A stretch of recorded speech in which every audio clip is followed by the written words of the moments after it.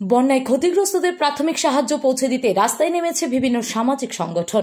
এই উদ্যোগে পিছিয়ে নেই বামপন্থী অঙ্গ সংগঠনগুলিও।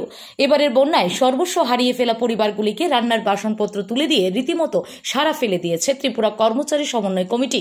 বিলোনিয়ার শিক্ষক কর্মচারীরা রবিবার সকাল 11টায় বিসিনগর ব্লকের অন্তর্গত মাইছড়া জিরতলি এলাকায় 60 পরিবারের হাতে রান্নার বাসনপত্র তুলে দেন সমন্বয় কমিটির নেতৃত্বরা। এদিন মাইছড়া দুর্গাবাড়ি নাট মন্দিরে ত্রাণ শিবিরে উপস্থিত হয়ে এই সামগ্রী বিতরণ করে তারা। সামগ্রী বিতরণকালে সেখানে উপস্থিত হন বিসিনগর পঞ্চায়েত সমিতির চেয়ারম্যান পুতুল পাল বিশ্বাস।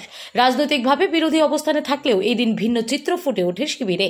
কর্মচারী সমন্বয় কমিটির নেতারা রাজনৈতিক শিষ্টাচারের অনন্য নজির করে চেয়ারম্যান পুতুল পাল বিশ্বাসের হাতেই সামগ্রী বিতরণ প্রক্রিয়ার সূচনা করেন। পঞ্চায়েত সমিতির চেয়ারম্যান পুতুল পাল আর বিশ্বাস এবং কোনো সংকোচ না রেখে বাম কর্মচারী নেতাদের সাথে মিলে গোটা ত্রাণ সামগ্রী প্রদানে সহায়তা করেন। সমন্বয় কমিটির নেতৃত্বদের মধ্যে ছিলেন বিভাগীয় সম্পাদক ধীমান চক্রবর্তী, সভাপতি জীবনশীল সুনীল বৈদ্য, বিপ্লব ভূঁইয়া, কর্মচারী নেতা সত্যনারায়ণ চক্রবর্তী, শুভ্রা বৈদ্য সহ অন্যরা। শুধু তাই নয়, গোটা কর্মসূচি সফলভাবে সম্পন্ন করতে এলাকার বিজেপি নেতারাও সমর্থন জানিয়েছে।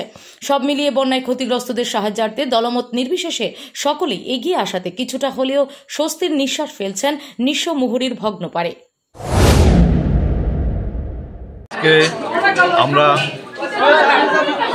ত্রিপুরা কর্মচারী সমন্বয় কমিটি বিলোনিয়া বিভাগীয় কমিটির উদ্যোগে বিলোনিয়ার অন্তর্গত ভারতচন্দ্র ব্লকের টাউন ক্যাম্প পাড়াতে সেখানে বন্যায় প্লাবিত হয়ে যারা খুব ক্ষতিগ্রস্ত হয়েছেন, যাদের পরিবারের ঘর থেকে রান্নাঘর থেকে বাসন কুসন থেকে শুরু করে সব চলে গেছে, তাদেরকে চিহ্নিত করে আমরা এই এলাকায় প্রায় 60 জন পরিবারকে সেখানে আমরা সাহায্য।